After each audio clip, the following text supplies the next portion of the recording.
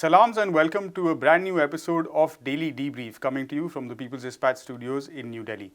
On the show today, we look at the impact of debt on Italy and Ghana and examine what India's Supreme Court had to say in the bail application of fact-checker Mohammad Zubair. First up, the Prime Minister of Italy, Mario Draghi, resigned on Thursday after key coalition allies boycotted a confidence vote, signaling the likelihood of early elections and a renewed period of uncertainty for both Italy and Europe, which is at a critical phase. Draghi tendered his resignation again to President Sergio Mattarella in a morning meeting on Thursday. Mattarella had rejected a similar resignation letter last week, but took note of the new one and asked Draghi to remain on in caretaker fashion. Draghi's government of national unity imploded on Wednesday after members of the uneasy coalition rebuffed an appeal to band together and finish the parliament's natural term, as well as ensure implementation of a European Union-backed pandemic recovery program. For more on this, I spoke to Maurizio Coppola earlier, who's of the Potere al Popolo, which is the Power to the People, a leftist political party in Italy. Right, Maurizio, thanks very much for taking the time to speak to People's Dispatch this afternoon, even though it's under far from ideal sort of circumstances there in Italy. Draghi first, of course, tendered his resignation last week, which wasn't accepted. Now he's done it again, but has been asked to stay on as caretaker. Could you give us a sense of what the current situation is politically and also a bit of context into what's led up to this moment?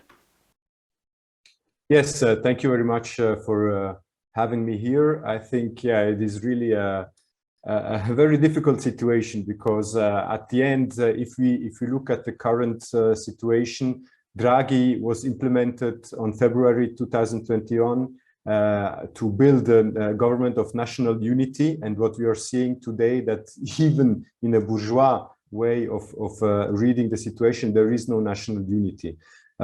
Technically, the crisis was produced by the announcement of the five-star movement of Giuseppe Conte, the former prime minister, to not support a decree that included some changes in the financial system and assistance for poor and working poor people, the so-called reddito di cittadinanza.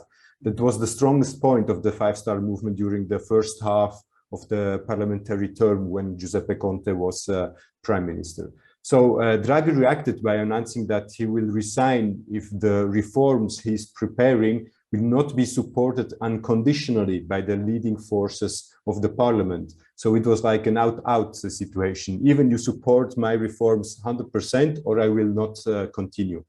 And Sergio Mattarella, last week, he said, I will not accept the resignation. There will be like a way to build a new government, so making the Draghi 2 or continue with these ministers and this government. But in the last 2 days, what we saw was like an accentuation of the conflict inside of the parties, because Giuseppe Conte from the five-star movement decided not to give like the support to this measure, not to give the support to the government, and then the other parties, they started to say, what shall we do? We cannot be in a government that is not anymore the government of national unity, and we have to look at ourselves how we can continue. So the right and the far right, the coalition of the right. We remember there are three parties. It's the Brothers of Italy, like it's a far-right political party led by Giorgia Meloni, La Lega from Salvini and Forza Italia of Silvio Berlusconi. They decided also to make a step backwards and to say, okay, if there is no national unity anymore, we will not support anymore the government too. And so, of course, the far-right coalition has a very positive perspective because the polls are all saying that they will be the leading party in the next elections, and yes, so no one supported anymore Draghi. We have to underline that Draghi had made a speech yesterday that was really hard because he really underlined above all three points. The first one is like about the minimum wage. Italy has to introduce a legal minimum wage. He said there is no way to introduce a legal minimum wage. We have to like continuing like this. So like with precarious work, with low wages. Remember, Italy is the only country in Europe which saw the real wages decreasing in the last 30 years. The second one was about like this assistance for the poor people and working poor. He said we have to reconfigure it, make it much more repressive, against the poor. And the third one was like, the only way to find a solution in the war in Ukraine is to arm the Ukrainian government, the Ukrainian military. So it was like very clear. These are the three main political topics. And so this was like the huge conflict that exploded yesterday. With all of that context, Maurizio, the war is showing no signs to an end. It seems like Italy will be now heading towards early elections. What is the configuration among political forces and who holds sort of the cards at this point? In whose favor is it to have early elections and who's not? So if we see like the social situation, like the conflict inside of this government that now is like resigning, and the real situation of the working class people, it's like a huge contradiction. They are discussing about something that is not hitting directly like the working classes. So there is like this huge contrast that has to be taken as like a first point to see also what is going on in the parties. Then, of course, as I said, the far-right coalition, the polls are all saying that they will have like 30, 35%, or even more, 40% if they will keep all together. Yesterday, we saw that some members of Forza Italia, the party of Silvio Berlusconi, exited the party, so they wanted to support Mario Draghi. Maybe they will find like their place in another party. So there is like this 35-40% of the far right. Then there is like the Democratic Party continuing to say that like the decision or the parties reacted against the Italians, against the general interest of Italy, and they wanted till the end, like supporting Draghi. They were supporting Draghi, and now they are making like a propaganda. Today, Letta, the president, the responsible of the Democratic Party, said there is a danger of the far right, so we need to like find coalitions against the far right. This is always like a way to explain that we should accept the minor evil against the far right. So this is really a huge thing, because there is like the political program of the Democratic Party is not at all in favor of working class and poor people. It's a pro-capital, it's a neoliberal program that aims to continue what produced Mario Draghi. And then there is one huge thing that we have to take in consideration. In 2018, the last elections, the Five-Star Movement had 34% of the general consensus. Today, there is nothing left of that. The populist option destroyed it's like, it's not anymore. You can say there was on one side a split inside of the Five-Star Movement. The foreign minister, Luigi Di Maio, made his own party.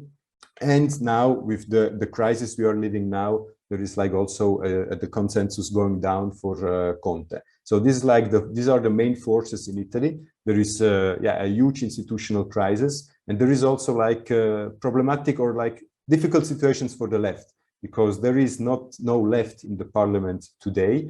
It will be very difficult with anticipated elections, collect the signatures we need to participate to the elections. And of course, like the political space for the left is also like shrinking, because the consciousness of the working class, it's really on a very low level. And this is one of the huge topic, because how it is translating socially this very low consciousness. It's on the first part, it's like there is no mass movements, no protest movements in the last 10 years in Italy. It's not like in France, you had the Gilets jaunes, and then you have like parties that can in a way also use these movements also on an electoral level. This is not existing in Italy since 10 years, and we have difficulties also today. We cannot see something growing in these last months. And the second thing, it's like abstentionism. People are not going to vote anymore. This is also a problem in other countries in Europe, but Italy, I think with anticipated elections, we will have like a very low participation. And this is also something going against left parties, because with a higher participation, there is also like our people going to vote. Our people are not going to vote in the next elections, because there is like a huge disillusion. And this is the situation today. Plenty of, I guess, uncertainty and challenges there, Maurizio. We'll come back to you, of course, over the course of the next few weeks and months as the situation unfolds in Italy. But for today, that's all the time we have. Thank you so much for joining us. Thank you very much. Next up, Ghanaian lawmakers on Wednesday approved a $750 million loan from the African Export-Import Bank and continue to debate a further loan of $250 million as the country seeks to overcome a almost $1 billion balance of payment deficit. Ghana is also in talks with the IMF, which is the International Monetary Fund, to seek a potential bailout amid a major economic crisis.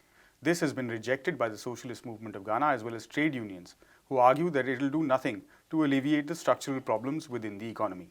A delegation of the IMF concluded a week-long visit to Accra on the 13th of July, meeting with officials including the Finance Minister Ken Ofori-Atta as well as Vice President Dr. Mahmoud Bawumia. The proposal has been severely criticized by the Ghanaian left, and for more to understand what's happening and why this is being so steadfastly opposed, we have Prashant with us in studio right now. Prashant, why are trade unions and the left so opposed to further dealings between Ghana and the IMF? Right, we have the full version of the story is on People's Dispatch. I encourage readers to check it out. It's very comprehensive. Right. But to give a brief outline, what basically the trade unions, the Socialist Movement of Ghana are pointing out, they are basically pointing out the historic nature of Ghana's engagement with the IMF.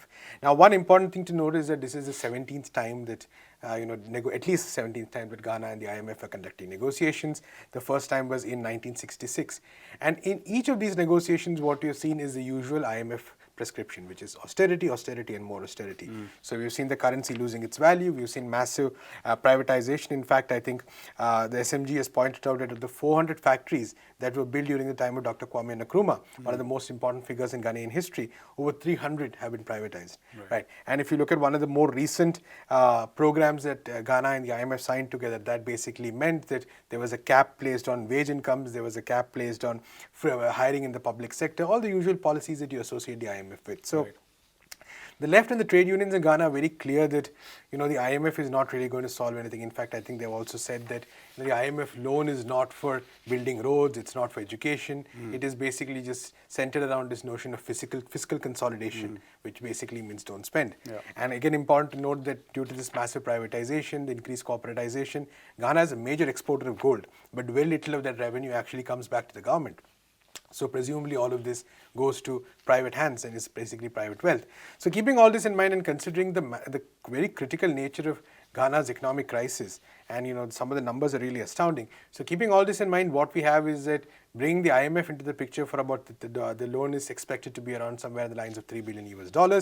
Bringing the IMF into the picture is not really likely to provide any sustainable structural solution to Ghana's problems, and this comes at a time when workers are facing a huge cost of living crisis. There's also the problem of lack of public resources, lack of public facilities, for instance, and amid all this, you have the idea of even reducing more expenditure in a country which desperately needs it. So I think that is why these organizations have very clearly pointed this out, and it's important to note that in the global south, this is a global issue. That whenever a country is in a financial crisis, which is often caused by following IMF prescribed policies in the first place, the ruling elite sort of gives the solution that our only option is to go to the IMF. We see exactly the same happening in Sri Lanka right now, many other countries across the world. But what the left in most of these countries is saying that we need a different way of thinking about the economy totally. And unless you do that, you're just going to go back to the same cycle again and again. And I think one of the trade unions has pointed out, or the Trade Union Congress has pointed out, that you can expect a 19th and a 20th and a 21st IMF program because there is nothing really that's going to change as far as how the economy is structured just by getting this IMF loan. And whatever you're likely to do is likely to make the situation much worse. So that's really the context in which this fervent opposition has come up. But unfortunately, like I said, the ruling elite is almost consolidated in most of these countries, in many of these countries which face similar issues, and then believes that the only option is really to do this.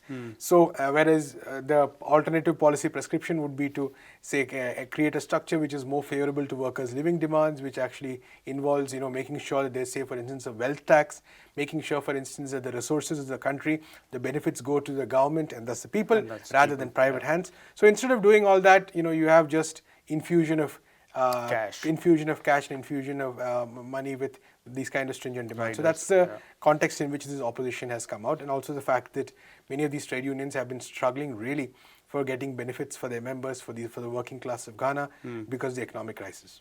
Yeah, Ghana has also been rated among the most susceptible to, falling under default of all of those servicing those international debts. You were mentioning some of the shocking figures that are coming through from the economic sector. Could you tell us a bit more in detail about the kind of crisis that Ghana is going through at the moment? Right. So I mentioned that Ghana is a country very rich in mineral resources, especially gold. But considering that, look at the numbers. For instance, I think about 128% of the total national revenue is spent on public sector emoluments and debt servicing. Right. That's an incredible amount. Your entire national revenue plus more is being spent on that. And the country's debt to GDP ratio is at about 97%. Again, a very shocking amount, which basically means that the government is basically running on pretty much nothing at any point of time, and is constantly depending, is either trying to repay loans or is either trying to sort of get fresh new loans to sort of keep things moving. And then out of that, after that, for instance, if you look at the socialist movement of Ghana, they have pointed out that food prices have skyrocketed by about 400% in the past 2 years, and the real value of wages and salaries is only around 40% of what it was 6 years ago. And this is a context which also many trade unions have pointed out, because trade unions have been time and again engaging with the government, demanding an increase in salaries, and the government either refuses to engage with them, or when it engages, it gives them numbers which are very minimal, which basically means that whatever increase in salaries, or what is called a cost of living adjustment, is finally agreed upon, it becomes meaningless very soon because of the inflation that's taking place. So that's actually one of the key issues that the trade unions have been pointing out time and again, that you can't give us you can't give us a cost of living adjustment or an increase if overall prices are increasing so much that all this becomes meaningless. Then basically what you're doing is you're saying that your salaries are worth less. So basically what you're earning is worth less than what you were earning 5 years ago or 7 years ago. So this is actually the real context in which, in fact, if you look at in 2021, there was a compromise with the unions for a 4% increase in basic pay. And 7%, and that would have been 4% in 2021 and 7% in 2022. But that was conditional on the fact that inflation would be at 8%. Right. So inflation, that is the annual increase, would be at 8%. Yeah. However, if you look at 2022, officially inflation was at 27%. And then sticking to these numbers in terms of pay increases basically means that you're offering the workers nothing, you're offering them a pittance. Yeah. So in fact, you're basically saying that be satisfied with a much lesser value of money, much lesser value of life than you were many years ago. So this is really the context in which, this is really the nature of the economic crisis, because I think when we talk about economic crisis, we often talk about broad numbers. We talk about, like I said at the beginning, there's debt to GDP ratio, there's public debt spending, etc., etc. All these are broad numbers. Or for that matter, even inflation sometimes is basically a broad number. Yeah. But what this means for the people is, on a day-to-day basis, much more concrete. These are not abstract numbers in any sense. Basically what this means is that your quality of life is continuously, is declining, if you are struggling to even maintain a very basic quality of life for a lot of people. So at this point of time, what really is the government's responsibility is the question, and I think that is a fundamental question that trade unions are pointing to the people of Ghana. All right. Thanks very much for that update, Prashant. Our final story is from India, where the Supreme Court on Wednesday ordered the release from custody of fact-checker Mohammad Zubair, who is the co-founder of fact-checking website Alt News. This is in regard to all cases all FIRs against him filed by the UP Provincial Police Department.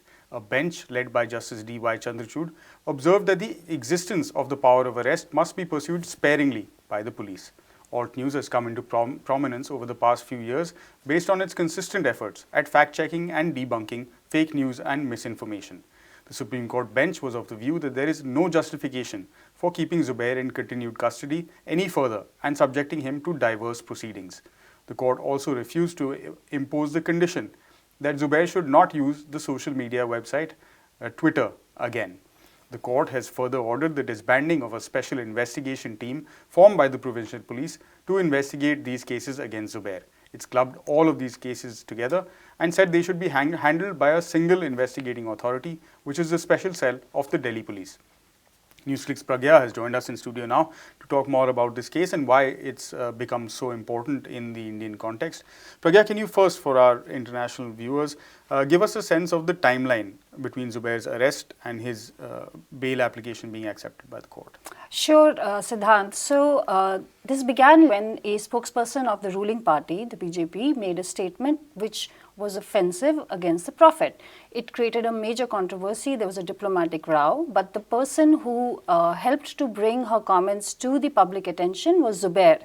Zubair is the co-founder of Alt News, which has basically been exposing misinformation, disinformation and fake news, which is propagated widely in India.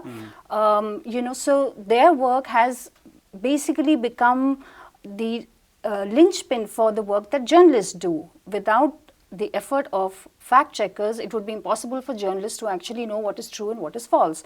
And it's become a fairly technical and, not a very easy process. Right. So that's the thing. Now, on 26th of June, because Zubair had shared a image of, what Nupur had said, and he had shared the video of her comments, which went viral, as they say, he was arrested. Now, he was not called by the police for questioning in that case. He was called for a case which was registered last year under a different act, a completely unrelated law.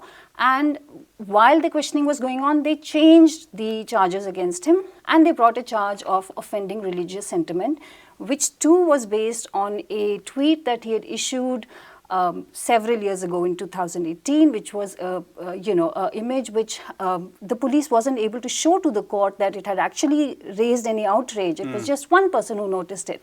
So, in this sort of cyclical way, you essentially arrest a man, keep him in custody for 24 days, and then finally, after his arrest, he was granted bail by the Delhi court, but simultaneously, there were cases filed against him, or there were fresh warrants issued in previous cases filed against him in Uttar Pradesh.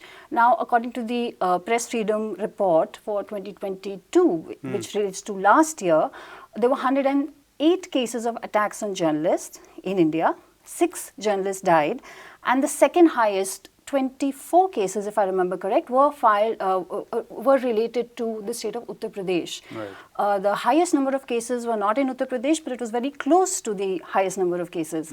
Now, the thing is that Uttar Pradesh has become a hotbed of sort of repression of journalists and repression of other people who might want to speak out against the government, who might have some problem with its policies, or who just might not like a leader and want to criticize him or her in the public domain. That often invites a lot of trouble, and a lot of people are relating what has happened to Zubair with that. The fact that UP alone saw 6 cases in a few weeks registered against a man who essentially people widely would not know about, testifies to that suddenly, because of the Nupur Sharma controversy, he became a public figure who is critical of the government, and therefore he invited the wrath of the state. In all of this context, Pragya, now that the Supreme Court has unequivocally sort of made a statement in regards to the bail application, what sort of impact will that have then on other such cases and generally in terms of the freedom of the press to do its work?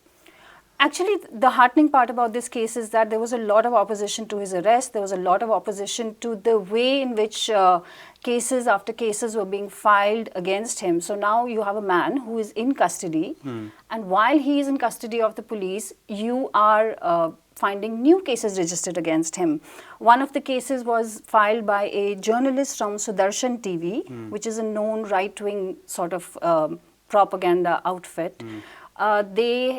They themselves had been exposed by Alt News, right? So they had filed a case alleging that religious sentiments were hurt, and that in that case the police issued a warrant after Zubair was given bail in one of the cases. So what the Supreme Court seems to have noticed is that this could be a process that never ends. Right. That jurisdiction after jurisdiction would be roped in, and so the Supreme Court has said that there is no need for this SIT, a special investigation, to be set up in Uttar Pradesh. The cases will be transferred to Delhi, and the implication for journalists, it's hard to say. It depends on how people respond actually. Zubair was very well known in the media circles, and his work was very, the work of Alt News was acknowledged widely, and so people rose up in protest. But there are so many more. We all remember a journalist was arrested in 2019, Prashant Kanodia. It was exactly the same thing with him. Where a case was pulled out, a case was registered against him based on a tweet they pulled out from several years ago.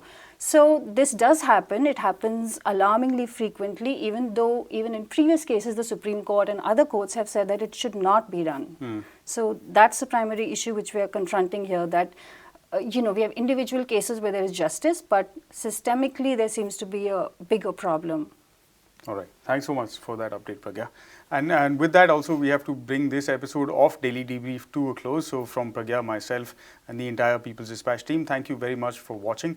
We'll of course be back tomorrow. But until then, if you want any more details on any of these stories, you can head over to our website, peoplesdispatch.org, and give us a follow on the social media platform of your choice for updates on the work we do. We'll see you tomorrow. Until then, stay safe. Goodbye.